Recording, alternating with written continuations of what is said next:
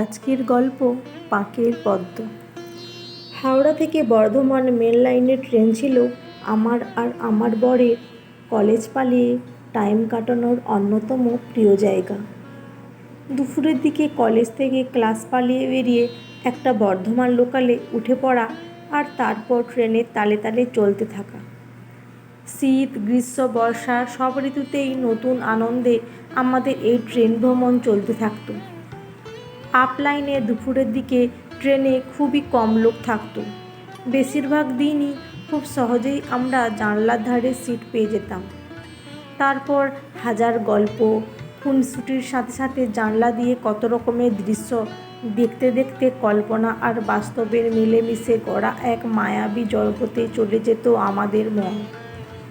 যারা বর্ধমান লাইনে গেছেন তারা জানবেন যে কয়েক বছর আগেও, এখন জানি না, মেমারির পর থেকে বর্ধমানমুখী স্টেশনগুলো এক প্রকার সহজ সরল গ্রাম্য স্টেশনের ছিল। ট্রেন থেকে কখনো বা স্টেশনের পাশের হলুদ সমারোহ সর্ষে ক্ষেত, কখনো বা সারি সারি কাশফুল দেখে অজানা স্টেশনে নেমে পড়তাম আমরা। তারপর কিছুক্ষণ স্টেশনের কাছাকাছি মাটির রাস্তা ধরে ঘুরে অচেনা লোকের সর্ষে ক্ষেতে ডিডিএলজির পোজে দিয়ে ফটো তুলে, বা ঝিলের ধারে গাছের সুনিবিড় ছায়াতলে মাছ ধরতে বসা কাকুর সাথে আগডুম বাগডুম গল্প করে, সারি সারি গাছের স্নিগ্ধ শীতল হাওয়া, বৃষ্টি ভেজা মাটির সোদা গন্ধ শুকে আবার ফেরার ডাউন বর্ধমান লোকাল ধরতাম। কখনো বা মধ্য গগনের সূর্যিমামা দীপ্ত ছোঁয়ার ভয়ে ট্রেন থেকে নামতাম না। ঝালমুড়ি, ছোলা, সেদ্ধ বাদাম, সোনপাপড়ি, দিলখুশ, কাঁচা আম, কুলফি, যা যা উঠত সব খেতে থাকতাম। তা সে যাই হোক, আজকের গল্পের বিষয়বস্তু অন্য কিছু। এবার তার কষায় আসা যাক। এই রকমই একদিন গ্রীষ্মের তপ্ত দুপুরে সম্ভবত বইচি স্টেশন থেকে একটা 9-10 বছরের ছেলে মার সাথে ওঠে। খালি গা, হাফ প্যান্ট পরা, মাথায় রুক্ষ চুল, কোষ্ঠী পাথরের মতন কালো গায়ের রং, আর তাতে অসম্ভব মিষ্টি মুখখানা, আর টানা টানা দুটো চোখ, একেবারে কৃষ্ণ ঠাকুর। মার হাতে বিশাল এক বস্তা নিয়ে মা বসলো দরজার ধারে। বাচ্চাটি আমাদের থেকে একটু দূরে দাঁড়িয়ে আমাদের দুজনকে দেখতে লাগলো আর মিচকি মিচকি হাসতে লাগলো। আমার ভীষণ কৌতূহল হলো। এই ভাই, শোন এদিকে। সে তো এক লাফে হাজির। হাসছিস কেন রে আমাদের দেখে? মা বলে, সবসময় বড় মানুষ হতে, বড় স্কুলে যেতে। তোমরা তো বড় কলেজে পড়ো আর পড়ার সময় ঘুরে বেড়াচ্ছ, তাই তোমাদের দেখে হাসছি। সুস্পষ্ট সম্পূর্ণ উত্তর, বিন্দুমাত্র জড়তা আড়ষ্টতা নেই কথার মধ্যে। ভীষণ চমকে গেলাম এইটুকু একটা পুটকের মুখে এত বড় বড় পাকা পাকা কথা শুনে। ভীষণ পাকা রে তুই। কি করে জানলি আমরা কলেজে পড়ি, পড়া না করে ঘুরে বেড়াচ্ছি? তোমাদের সাথে তো পড়ার ব্যাগ রয়েছে, আর স্কুলে পড়লে তোমরা আরও ছোট দেখতে হতে। আর এই সময় তো কলেজ ছুটি হয় না, তোমরা পালিয়েই এসছো।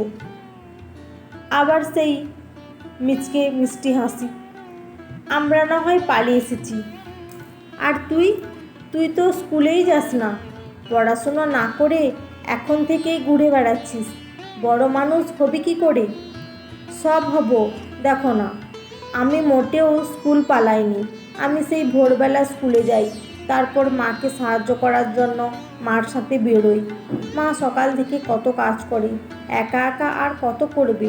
আমি এলে বেশি কাগজ কুড়োনো যায়। আমি তো চটপট করে কাজ করি, মায়ের অনেক হেল্প হয়। বাবা রে, হেল্প! এই কথাটা কোথা থেকে শিখলি রে? আবার একদম পারফেক্ট উচ্চারণ। আর কোন ক্লাসে পড়িস তুই? আমি তো ইংরাজি জানি, ক্লাস 5-এ পড়ি, স্কুলেও শেখায়। আর একটা কাকুর কাছে পড়তে যাই, 100 টাকা নেয়।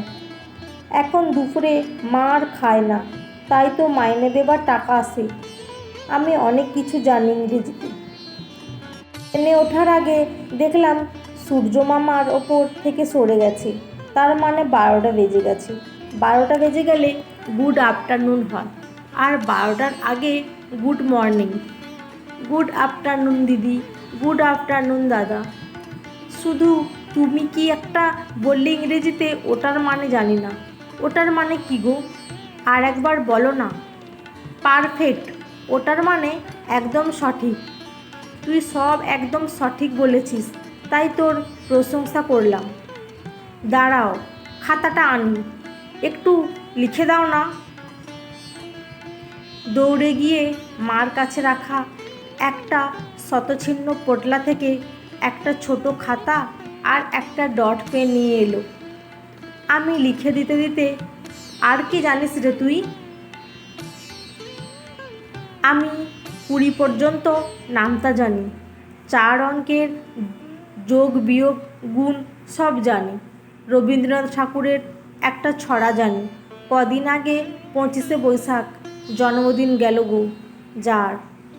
আর হিন্দিতে অ আ লিখতে জানি। মন্ত্রমুগ্ধের মতো দৌড়ে গিয়ে নিজের নামটা ইংরেজিতে লিখতো, আর এই দাদা পোটলা থেকে একটা বিয়োগটা ছোট খাতা আর একটা ডট পেন কেমন পারিস? আমি লিখে দিতে প্রাইজ দেব।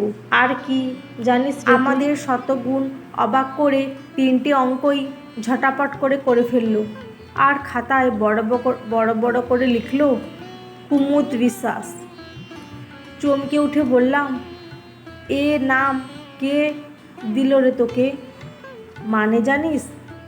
মা তো বলে ঠাকুমা দিয়েছে। আমার ঠাকুমার কথা মনে নেই।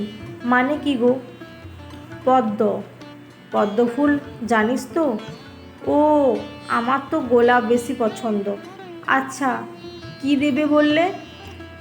ওদের দুজনকে খাওয়াবার খুব ইচ্ছা করছিল, কিন্তু এমনই দুর্ভাগ্য সেদিন কিছুই ওঠেনি ট্রেনে। হয়তো বেশি পেছনের দিকে কামরায় ওঠা হয়ে গেছে। ব্যাগেও একটা বিস্কুটও নেই। পার্স থেকে একটা 100 টাকার নোট বার করে, এই নে তোর প্রাইজ। বড় মানুষ হতে গেলে তো আরও বেশি করে পড়তে হবে। এটা তোর সামনের মাসের মাইনে। কদিন কাগজ না কুড়িয়ে ওই সময় পড়বি। না গো দিদি, টাকা আমার চাই না। এ তো অনেক টাকা। মা কতদিন ধরে জমালে তবে হয়। আর 3টে অঙ্ক করার জন্য কেউ টাকা দেয় নাকি? 10টা অঙ্ক করলে তবে আমি কম মার খাই। আবার পাকা পাকা কথা। যা, মাকে দিয়ে আয়। কথায় কথায় খেয়াল করিনি কখন ছেলেটার মা পিছনে এসে দাঁড়িয়েছে। না গো মেয়ে, টাকা দিওনি। এত সহজে টাকা পেয়ে গেলে আর আমার ছেলেটা কষ্ট করতে শিখবে নি গো। তার লগে আশীর্বাদ করো তোমাদের মতন। আচ্ছা, টাকা নেওয়া হয় নাই নিলে, কিন্তু কিছু তো নিতেই হবে। এই ভাই, বলতো তুই কী নিবি? এইটা তোমার হাতে ফোন, তাই না দিদি? এতে আমার আর মায়ের একটা ছবি তুলে দেবে। তুলে তোমার কাছে রেখে দাও। আমি বড় হলে তোমার কাছ থেকে গিয়ে নিয়ে আসব। তোমার ফোন নাম্বারটা খাতায় লিখে দিও। ছবি তোলার পর আবার দিচ্ছি খাতাটা।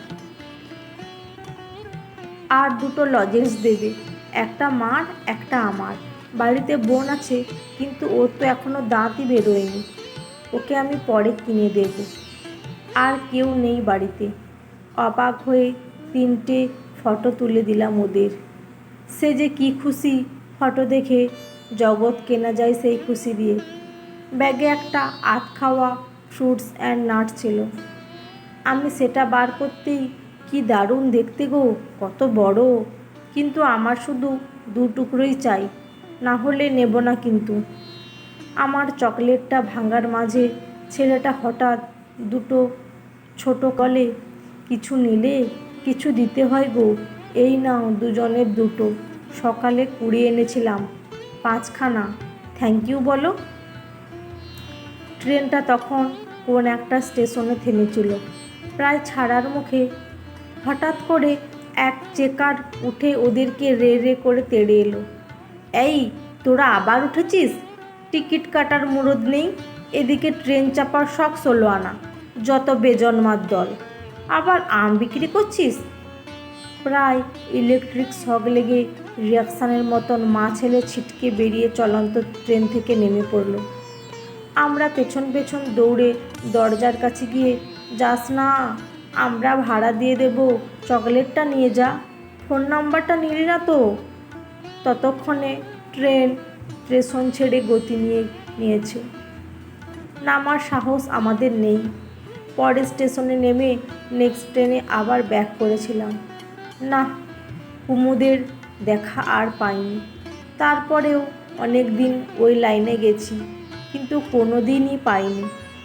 আর এত বছরে হয়তো পঙ্কজ ফুটে গেছে পাখি।